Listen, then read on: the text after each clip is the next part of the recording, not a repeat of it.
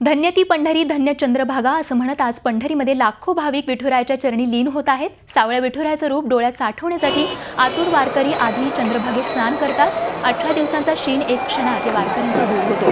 पुढचं अख्खं वर्ष नव्या जोमानं आपल्या कामाला लागण्यासाठी नवी ऊर्जा देणारी ही चंद्रभागा, तिच्या तीरावर आज लाखो भाविकांची गर्दी पाहायला मिळते।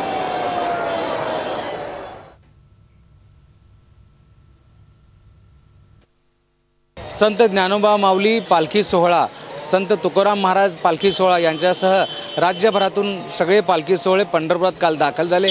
पंढरपुरातल्या वैष्णवांचा मेळा काल पंढरपुरात भरला।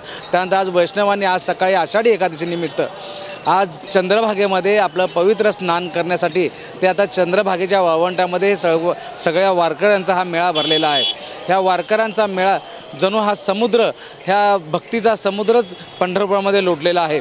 पंढरपुरात एकूण जवळपास 8 ते 10 लाख वारकरी पंढरपुरामध्ये दाखल झालेले आहेत आणि हे वारकरी सर्व आज चंद्रभागेमध्ये स्नान करून प्रदक्षिणा मार्गावरून विठ्ठलाचं दर्शन घेत, त्याचबरोबर विठ्ठलाच्या मंदिराचं कळसाचं दर्शन घेऊन ते स्वतःला तृप्त म्हणतात। काही वारकरी हे मुखदर्शनासाठी रांगेत असतात, तर काही वारकरी पदस्पर्शाच्या दर्शनाच्या रांगेमध्ये असतात। एकूण हे सगळे वारकरी आज आषाढी एकादशी निमित्त आज विठ्ठलाचं दर्शन घेऊन स्वतःला तृप्त करून घेतात।